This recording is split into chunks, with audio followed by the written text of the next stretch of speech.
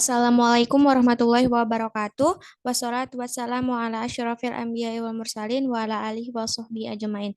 Yang pertama-tama, yang paling utama, marilah kita panjatkan puji syukur kehadirat Allah Subhanahu wa taala yang mana kita telah diberikan begitu banyak nikmat, yakni nikmat iman, Islam dan kesehatan.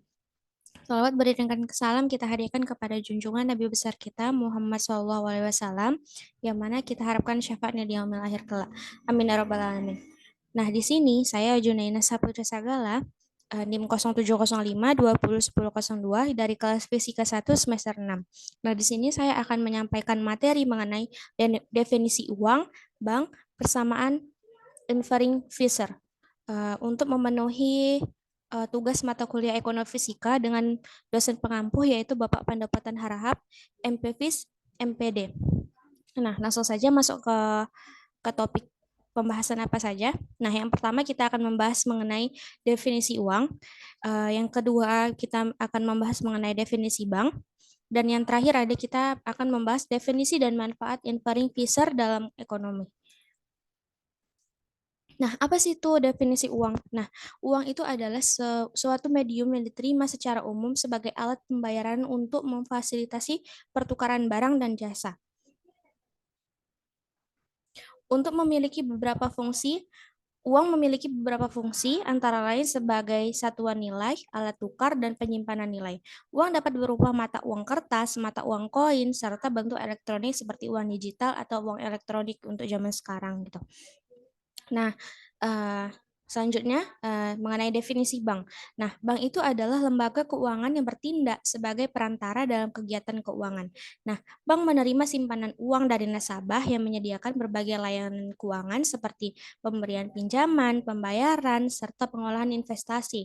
Bank juga berperan dalam menciptakan uang melalui mekanisme perbankan, seperti melalui proses pemberian kredit. Nah, apa sih persamaan pertukaran Irving Fisher ini?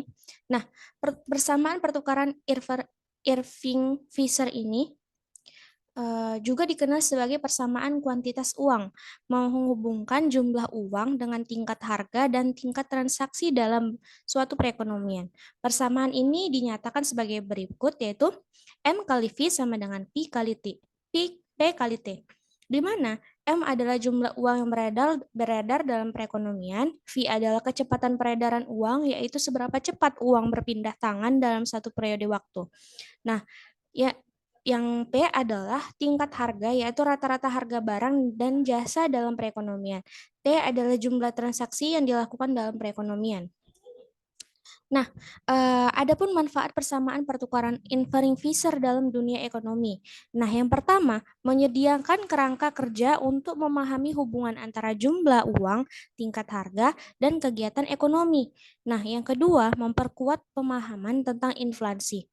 Nah, yang ketiga, menjadi dasar bagi kebijakan moneter. Dan yang keempat, meningkatkan pentingnya keseimbangan antara jumlah uang yang beredar dan tingkat aktivitas ekonomi. Nah, dengan menggunakan persamaan pertukaran Irving Fisher, para ekonom dapat menganalisis hubungan antara uang, harga, dan aktivitas ekonomi serta memberikan landasan yang kuat bagi kebijakan ekonomi dan moneter yang efektif. Nah, mungkin itu saja yang dapat saya sampaikan mengenai materi ini. Mohon maaf bila ada kesalahan kata atau kekurangan materi yang saya sampaikan. Billahi taufiq wal hidayah. Wassalamualaikum warahmatullahi wabarakatuh.